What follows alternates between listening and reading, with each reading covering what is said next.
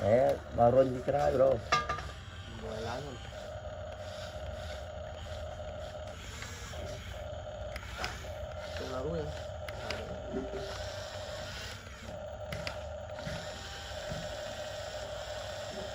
Rồi tê thì cho mày ít mới chui. Tôi lẹ đây mà crom không? Mà mình lang rồi. Thế. Tôi lẹ từng tua về. Ồ, tụi con đáy chả. Ở đây tụi mày. Lang nó rồi. Lưới con mà. Lượt đây. Cô vay luôn. Cô vay chân hả? Cô vay chân mà chứ cái nào? Tàu.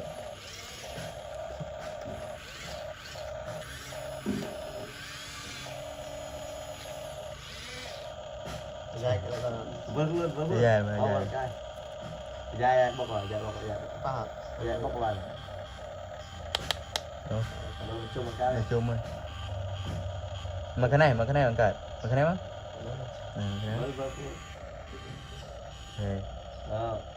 Cái đi.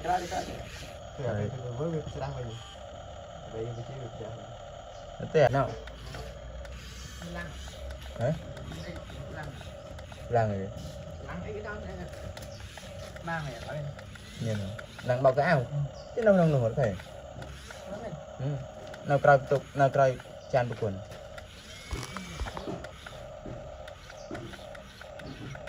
Cô vài chân tích má. Đầu. Đó.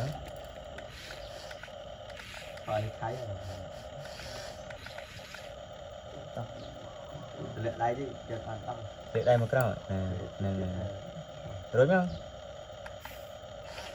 Lệ lại đi.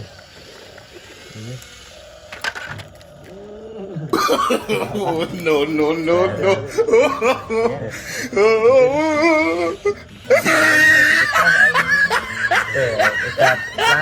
Riêng. Này con lại. Riêng này. Dạ chân mốc này. Mày. Trâu.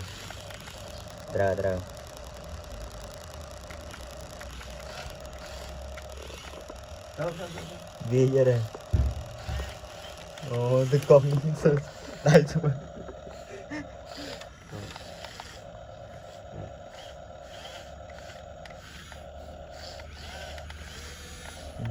Ít cho rê rồi. Tìm cho rê kịp. Từ lên đây. Mà ít không?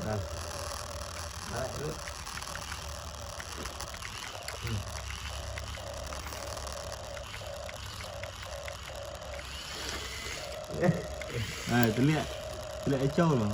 Nhìn lẹ trâu này. Nó đi. Rồi.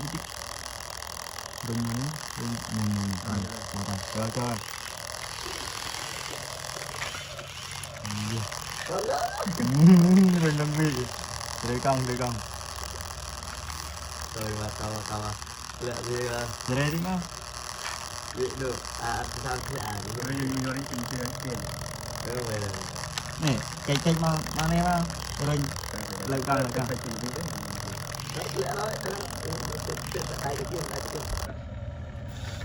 Con. Đây vừa. Kia. Đó là việc làm. Đã lơ ban. Mà phải lần đó. Rồi chạy rồi. Không bạn. Ê, chui. Lẽ. Này, lơ trẻ. Thật một cái không?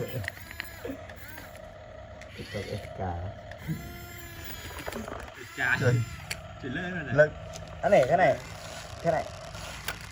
Này. Lươn, thằng lẹ trạ đó. Từ trong cái lao con này này. Gái bật trâu này. Này bật trâu con này mất trâu rồi. Này mà cái này. Chơi đây này. Này. Bạn. Đặt đây trâu lên mà đi. Đặt đây trâu mà bạn. Cái này ra cho nó. liệt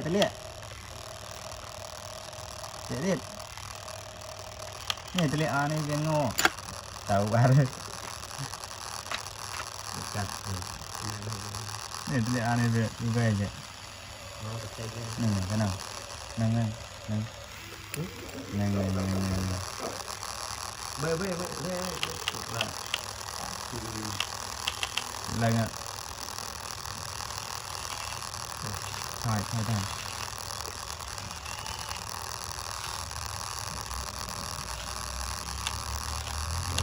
ini lagi nih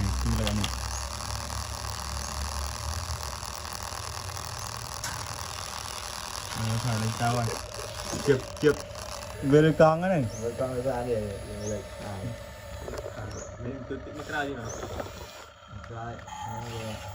đấy thế lẹ lắm cái ad truy túc thế lẹ thôi lên